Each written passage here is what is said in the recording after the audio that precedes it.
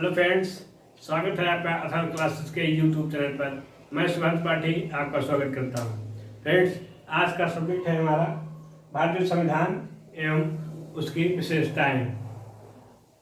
जानेंगे उनकी विशेषताओं के बारे में और उनसे जुड़े महत्वपूर्ण पहलुओं के बारे में। यदि पहली विशेषताओं के बारे में बात करते हैं, विशेषता यह है कि सबसे बड़ा एवं लिखित संविधान माना जाता है। इस भारतीय संविधान की बात करते हैं तो ये विश्व का सबसे बड़ा लिखित संविधान माना जाता है। संविधान दो प्रकार है। एक लिखित संविधान जैसे भारत एवं यूएसए, अमेरिका, तथा दूसरा मौखिक रूप।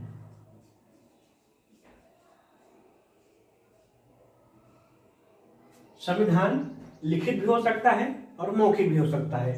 लिखित की बात करते हैं जैसे भारत, अमेरिका, तथा मौखिक की बात करते हैं तो ब्रिटेन जैसे देशों का नाम लिया जाता है। यदि सबसे बड़ा की बात करते हैं तो भारतीय संविधान विश्व का सबसे बड़ा संविधान है, जिसमें लगभग अनुच्छेद की संख्या 395 तथा इन 395 अनुच्छेदों को 22 भागों में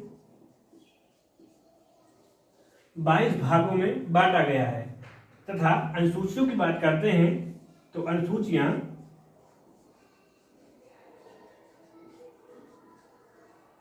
की संख्या 8 है। वर्तमान में अनुसूचियों की संख्या 12 है। तथा भागों की बात करते हैं तो वर्तमान में लगभग 25 भाग हैं। तथा अनुच्छेदों की बात करते हैं तो लगभग 465 के समथिंग अनुच्छेद पाए जाते हैं। इस सब के आधार पर कहा जा सकता है कि भारतीय संविधान विश्व का सबसे बड़ा एवं लिखित संविधान माना जाता है।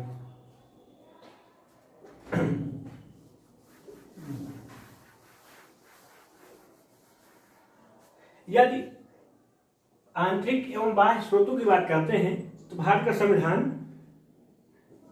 भारत शासन अधिनियम 1935 से कुछ प्रावधान तथा बाह्य स्रोतों की बात करते हैं तो बाह्य स्रोतों में Britain, America, Germany, France, Australia, Ireland इन जैसे प्रमुख देशों से कुछ न कुछ उपबंध लिए गए हैं।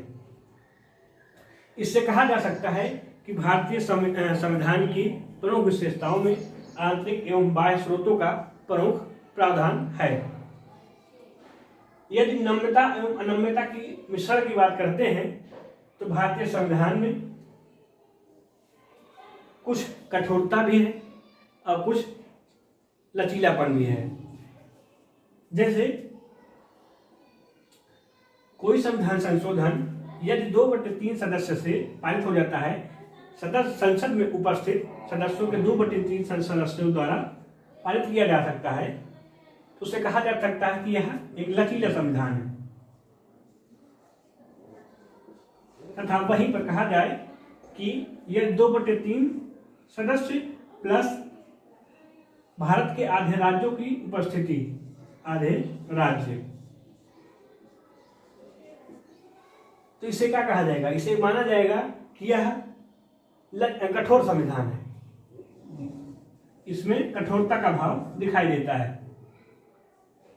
इसके आधार पर इस अनियमितता एवं नम्यता का मिश्रण भारतीय संविधान में पाया जाता है। यदि नागरिकता की बात करते हैं, एकल नागरिकता की बात करते हैं, तो यह ब्रिटेन के संविधान से लिया गया है। नागरिकता के बारे में हम अपने कुछ आने वाली वीडियो में नागरिकता के बारे में बताएंगे आपको। भारत की एकल नागरिकता ब्रिटेन से ली गई है। जिस प्रकार की उपबंध ब्रिटेन में किए गए हैं नागरिकता के बारे में, उससे से जुड़े हुए कुछ प्रावधान भारत में भी किए गए हैं। यदि मौलिक अधिकारों की बात करते हैं तो मौलिक अधिकार पहले 7 मौलिक अधिकारों की संख्या थी, लेकिन वर्तमान में 7वें संविधान संशोधन द्वारा इसे एक मौलिक अधिकारों को हटाकर वर्तमान में 6 मौलिक अधिकारों को रखा गया है। राज्य के नीति निर्देशक से तात्पर्य यह है कि राज्य और केंद्र अपने कानून बनाएंगे, उसके लिए कुछ निर्देश दिए गए हैं जो कि राज्य के नीति निर्देशक तत्वों में बताए गए हैं। उनके लिए अनुच्छेद 36 से 51 के बीच में बताया गया है, जो कि भाग 4 में लिखा गया है। यदि मौलिक कर्तव्यों की बात करते हैं तो मौलिक कर्तव्य को बाद में जोड़ा गया था। इसे 42वां संविधान संशोधन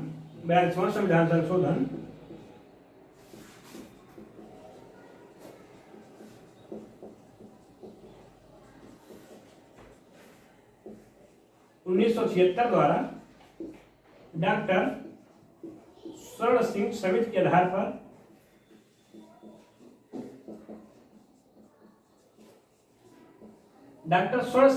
की सिफारिश के आधार पर इन मौलिक कर्तव्यों को भारतीय संविधान में भाग 4A में अनुच्छेद 51A में जोड़ा गया है। वर्तमान में बात करें तो 11 मौलिक कर्तव्यों की बात की गई है। यदि सार्वभौमिक प्राधिकार की बात करते हैं तो भारत एक ऐसा राष्ट्र है जहां पर सभी को अपना मत देने का अधिकार है।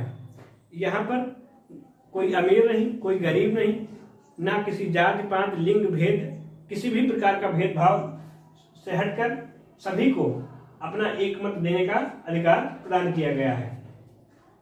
प्रारंभ में मताधिकार का जो आयु है वह 21 वर्ष थी, परंतु 61वें संविधान संशोधन द्वारा इसे 18 वर्ष कर दी गई है। वर्तमान में मताधिकार की आयु 18 वर्ष की गई है। यदि स्वतंत्र एवं निष्पक्ष न्यायपालिका की बात करते हैं तो न्यायपालिका की यदि बात करते हैं तो यह भारतीय न्यायपालिका सुप्रीम कोर्ट है, वह किसी भी प्रकार की बातों से निष्पक्ष रूप से कार्य करती है।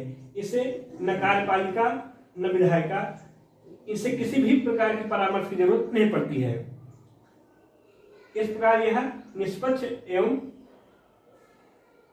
स्वतंत्र न्यायपालिका के रूप में कार्य करती है। यदि संसदीय शासन प्रणाली की बात करते हैं तो संघात्मक रूप से 2 प्रकार की प्रणालियां पाई जाती हैं। एक अध्यक्षीय प्रणाली, दूसरा संसदीय शासन प्रणाली। यदि अध्यक्षीय प्रणाली की बात करते हैं तो अध्यक्षीय प्रणाली कार्यपालिका का जो प्रमुख होगा अध्यक्षीय प्रणाली में वह राष्ट्रपति होगा। राष्ट्रपति जनता द्वारा चुनकर आएगा। उसका एक निर्धारित समय होगा 4 वर्ष या 5 वर्ष। जैसे अमेरिका की बात करते हैं तो अमेरिका में कार्यपालिका का वास्तविक प्रमुख राष्ट्रपति है, जो कि 4 वर्ष के लिए निर्वाचित किया जाता है। वहीं पर यदि संसदीय शासन प्रणाली की बात करते हैं, जैसे भारत, ब्रिटेन, यहाँ पर कार्यपालिका का वास्तविक प्रमुख प्रधानमंत्री के रूप में चुना जाता है, जो कि जनता द्वारा अप्रत्यक्ष रूप से चुना जाता है। जनता प्रधानमंत्री को नहीं चुनता, जनता अपने संसदीय क्षेत्र के सांसद को चुनता है। इस प्रकार ये संसदीय शासन प्रणाली ब्रिटेन द्वारा भारत में ली गई है। यदि बात करते हैं पंथ निरपेक्षता की, तो पंथ निरपेक्षता से तात्पर्य है कि राज्य का या देश का अपना कोई धर्म नहीं होगा। यदि धर्म की बात करते हैं तो राज्य का अपना कोई धर्म नहीं होगा। धर्म की बात करते हैं तो धर्म व्यक्तियों को होगा, नागरिकों को होगा, लेकिन राज्य का किसी भी प्रकार की कोई धर्म नहीं होगी। आपातकाल की बात करते हैं तो आपातकाल अनुच्छेद 352 से अनुच्छेद 360 के बीच में इनका प्रावधान किया गया है।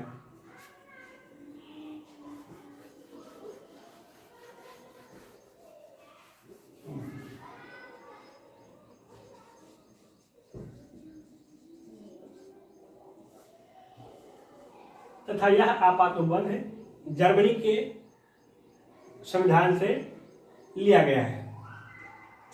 आई होप आप इन प्रमुख विशेषताओं के बारे में जानकारी प्राप्त कर चुके होंगे और आपको याद भी हो गया होगा।